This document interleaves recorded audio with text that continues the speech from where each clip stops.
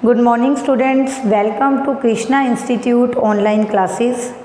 आई hope students आप ये online learning जो है वो इन्जॉय कर रहे हैं, सारी वीडियोस अपनी टाइम पे अटेंड कर रहे हैं। ठीक है, फीडबैक आपका बहुत अच्छा है। रेगुलरली जो आप अपने असाइनमेंट्स भेज रहे हैं बहुत अच्छा फीडबैक दे रहे हैं। ठीक है, इसी से हमें भी एक इंस्पिरेशन मिल रही है और अच्छा आपको इन वीडियोस के थ्रू कराने के लिए। ठीक है, तो स्टूडेंट जो मेन टॉपिक अब तक हम कर चुके हैं एक बार जल्दी से देख लेते हैं कि जो हमारा मेन टॉपिक चल रहा है, आप यहाँ देखेंगे एक बार। जो मेन टॉपिक हमारा जो चल रहा है, फॉर्म्स ऑफ बिजनेस ऑर्गेनाइजेशन, ये वाली यूनिट हम डिस्कस कर रहे हैं। Forms of business organization. Forms में हम जो हैं कौन कौन सी फॉर्म्स स्टूडेंट्स डिस्कस कर चुके हैं। We have already discussed about sole proprietorship, advantages, limitations, features, सभी मेन टॉपिक्स सोल प्रोप्राइटरशिप के हमारे हो चुके हैं। हिंदू अनडिवाइडेड फैमिली बिजनेस, इसके भी स्टूडेंट्स जो मेन टॉपिक्स थे वो थे फीचर्स, एडवांटेजेस, लिमिटेशंस। हो गया वो भी आपका। Okay, cooperative organisations, cooperative organisations है, कोऑपरेटिव सोसाइटीज़ है। ठीक है, तो ये भी टॉपिक हमारा हो गया है। उसके बाद बात करें अगर पार्टनरशिप की, पार्टनरशिप में बहुत सारे टॉपिक्स थे हमारे। पार्टनरशिप में हमें जो है, पार्टनरशिप में हमने पहले फीचर्स पढ़े थे, इसकी मेरिट्स और डीमेरिट्स पढ़ी थी। यस स्टूडेंट्स, उसके बाद हमने टाइप्स ऑफ पार्टनरशिप पढ़ा है।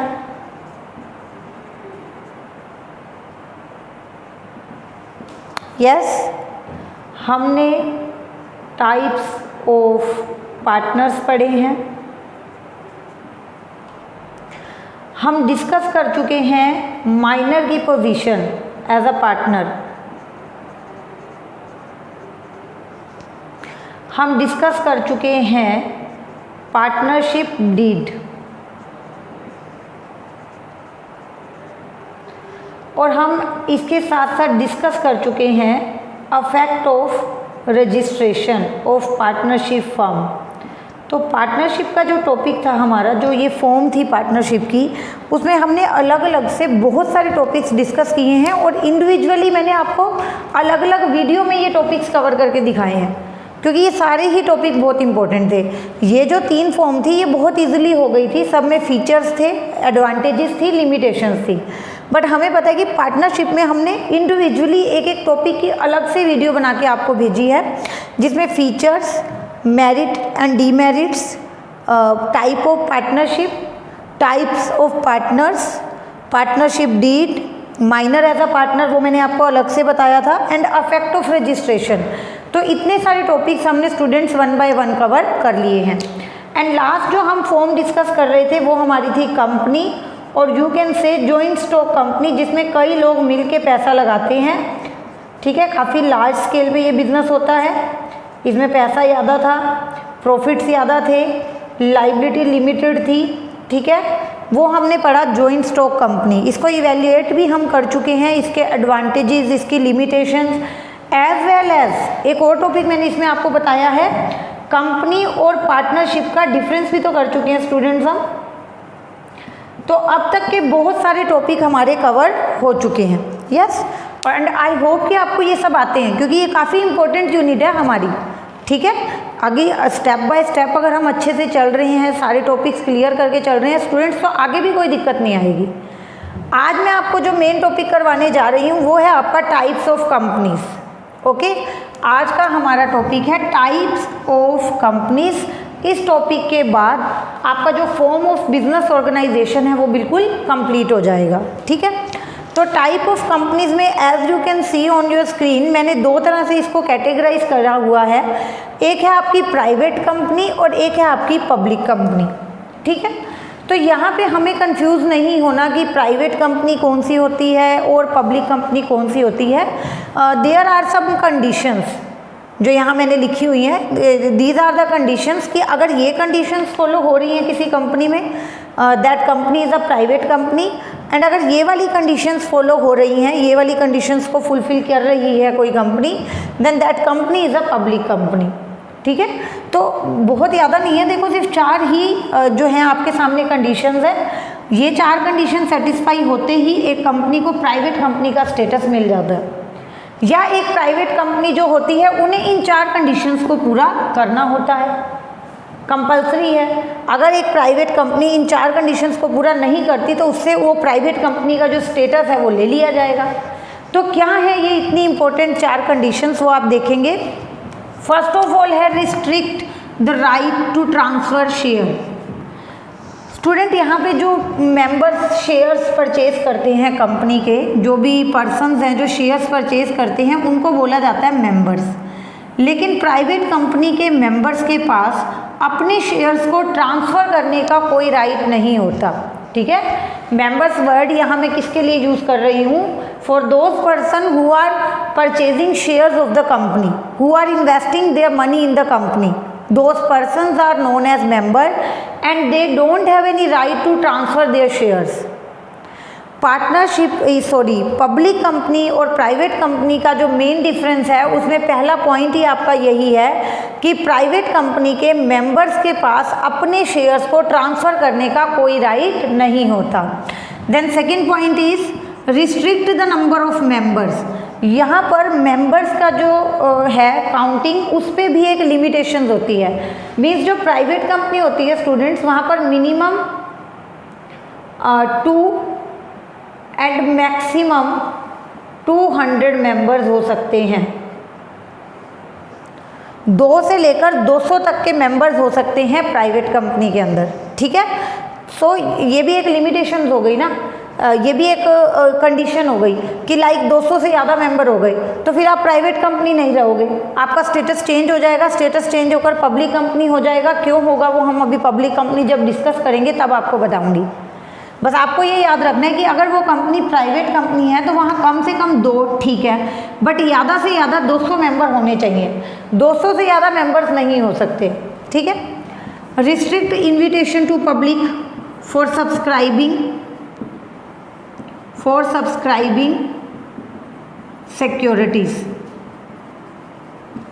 एक प्राइवेट कंपनी पब्लिक को इनवाइट नहीं कर सकती उस कंपनी की सिक्योरिटीज़ को सब्सक्राइब करने के लिए। सिक्योरिटीज़ में मेनली आएंगे शेयर्स और डिबेंचर्स, या पब्लिक डिपॉजिट्स भी आप ले सकते हो। तो प्राइवेट कंपनी पब्लिक को अपनी सिक्योरिटीज़ को सब्सक्राइब करने के लिए इनवाइट नहीं करेगी। ठीक है, क्योंकि वो प्राइवेट कंपनी है। अगर वो पब्लिक को इनवाइट कर लेगी तो फिर वो पब्लिक कंपनी बन जाएगी। And last, minimum paid up share capital इस कंपनी में कितनी होनी चाहिए? 1 लाख रुपीज़ की तो होनी ही चाहिए। कितनी सिंपल ये 4 कंडीशंस थी। इन 4 कंडीशंस में मैंने आपको क्या बताया है कि प्राइवेट कंपनी कौन सी 4 कंडीशंस को फॉलो करेगी। प्राइवेट कंपनी के मेंबर्स अपने शेयर्स को ट्रांसफ़र नहीं करेंगे। प्राइवेट कंपनी में 2 मेंबर होने चाहिए मिनिमम, बट मैक्सिमम होने चाहिए 200 से ज़्यादा नहीं हो सकते। ठीक है, इसके अंदर जो कंडीशन है 200 से ज़्यादा होने की, अगर 200 से ज़्यादा मेंबर हो जाएंगे तो वो पब्लिक कंपनी बन जाएगी। ठीक है, restrict invitation to public for subscribing its securities. आप पब्लिक को इनवाइट नहीं करोगे सिक्योरिटीज़ को सब्सक्राइब करने के लिए। सिक्योरिटीज़ में स्टूडेंट आएगा share, debentures, public deposit. Public को आपको किसी भी सिक्योरिटी को सब्सक्राइब करने के लिए इनवाइट नहीं करना, क्योंकि अगर आप पब्लिक को बुला रहे हो तो आप पब्लिक कंपनी के स्टेटस पे चले जाओगे। And minimum paid up capital should B 1 lakh rupees. Minimum 1 lakh तो होना ही चाहिए। ठीक है, उसके बाद आप आ जाओ पब्लिक कंपनी के ऊपर कि पब्लिक कंपनी में क्या होता है, इससे अपोजिट होता है। Means they are restricting the right of member to transfer share, but they are not restricting this right. They don't have any put on the transfer of shares by members. ठीक है, इस company में members के ऊपर कोई restriction नहीं होता, कोई बैन नहीं होता शेयर्स को ट्रांसफ़र करने के लिए। They can freely transfer their share from one person to another. Public company के मेंबर्स क्या पूरी छूट है जी, जिसको मर्जी अपने शेयर्स देने या दे दो, ठीक है। Then no limit on number of members, no limit on the maximum number of members, means कि यहाँ मिनिमम तो 7 होने ही चाहिए, मैक्सिमम के ऊपर कोई लिमिट नहीं है, मैक्सिमम के ऊपर कोई लिमिट नहीं है, कितने भी हो सकते हैं। No limit on maximum number, maximum number of partners पे कोई लिमिट नहीं है। तभी मैं क्या कह रही थी, अगर यहाँ 200 से ज़्यादा मेंबर हो जाएं तो फिर वो पब्लिक कंपनी बन जाएगी, क्योंकि वहाँ मिनिमम नंबर वाली कंडीशंस भी सेटिस्फाई हो रही है और मैक्सिमम नंबर पे तो कोई लिमिट ही नहीं है, ठीक है। उसके बाद यहाँ पे no restriction on invitation to public, means कि पब्लिक कंपनी अपनी सिक्योरिटीज़ को सब्सक्राइब करवाने के लिए पब्लिक को इन्वाइट कर सकती है। शेयर्स हैं, डिबेंचर्स हैं, पब्लिक डिपॉजिट है, तो आप पब्लिक को इनवाइट करो कि आओ हमारी सिक्योरिटीज़ में पैसा लगाओ, कोई बैन नहीं है आपके ऊपर। And minimum paid up capital should be 5 lakh rupees. वहाँ कितनी थी student? 1 lakh rupees minimum paid up share capital, but here should be 5 lakh rupees. Okay, so these are the main conditions. आपको एक चीज़ और बता देती हूँ कि जो प्राइवेट कंपनी है they have to use this word at the end of their name, private limited. Means अगर एक ABC प्राइवेट लिमिटेड है, वो प्राइवेट कंपनी है ABC, तो वो अपनी कंपनी का नाम ऐसे लिखेंगे ABC प्राइवेट लिमिटेड। बट एक पब्लिक कंपनी को अपने नेम के एंड में सिर्फ और सिर्फ क्या यूज़ करना होता है? लिमिटेड। मीन्स कि अगर ABC कंपनी कोई है then they will use limited word at the end of their name. Okay, ABC limited. ये सारे अगर आपसे कल को डिफरेंस पूछा जाए ना, तो आप इसको डिफरेंस में भी एक्सप्लेन कर सकते हो that they restrict the right to transfer share but they don't restrict the right of member to transfer the share.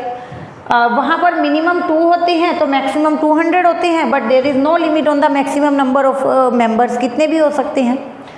They put a restriction on invitation to public but they don't put a ban on restriction or they don't put any ban on invitation to public। वहाँ public को invite नहीं कर सकते, यहाँ public को invite कर सकते हैं। और यहाँ पर जो minimum paid up share capital है वो 1 लाख रुपीज़ है, जबकि यहाँ पर minimum paid up share capital कितनी है? 5 lakh rupees. Is it clear to all of you कि एक प्राइवेट कंपनी क्या होती है और एक पब्लिक कंपनी क्या होती है? कुछ डिफरेंस के पॉइंट्स और हैं, अगर वो मैं आपको समझाऊंगी तो आपको ये टॉपिक बिल्कुल अच्छे से क्लियर हो जाएगा। फर्स्ट ऑफ ऑल आप इसको नोट करो जल्दी से।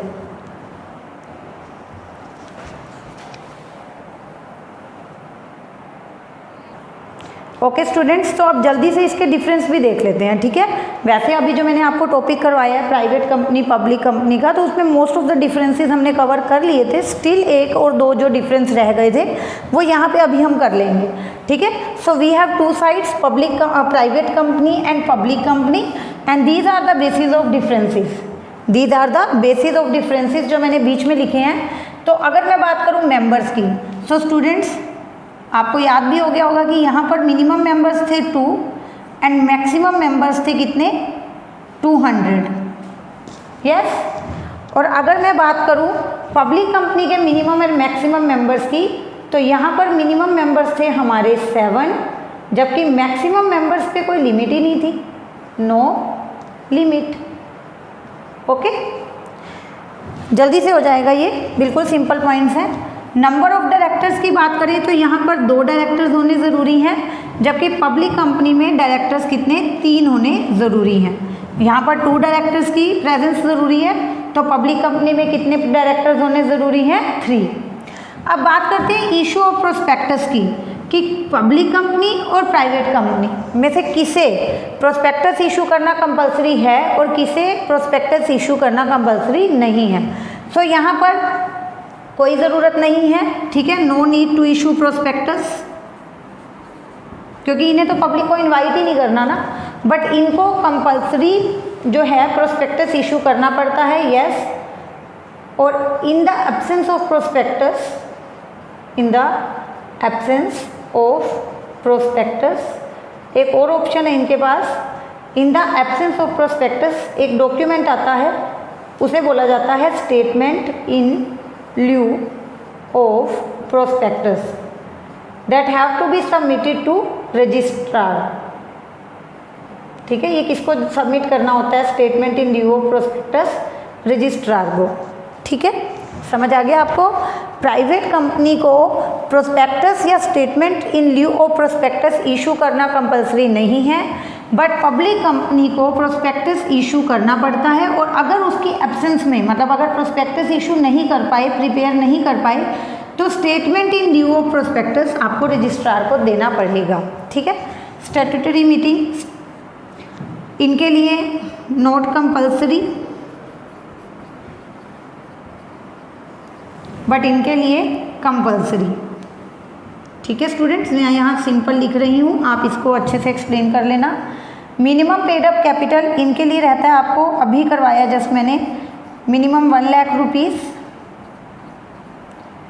ठीक है, जबकि इनके लिए कितना रहता है, minimum 5 lakh rupees. Okay students, then right of giving loan, ये प्राइवेट कंपनी और पब्लिक कंपनी दोनों के पास ये राइट अवेलेबल है लोन देने का, बट इसमें ये होता है कि वो लोन दे सकते हैं। ठीक है, लोन टू मेंबर्स, या इसको आप ऐसे करो कि जो प्राइवेट कंपनी है वो लोन दे सकती है without getting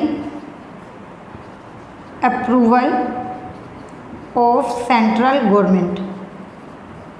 okay, but public company को क्या चाहिए, सेंट्रल गवर्नमेंट की अप्रूवल चाहिए अगर उन्हें लोन असाइन करना है तो। ठीक है, तो अप्रूवल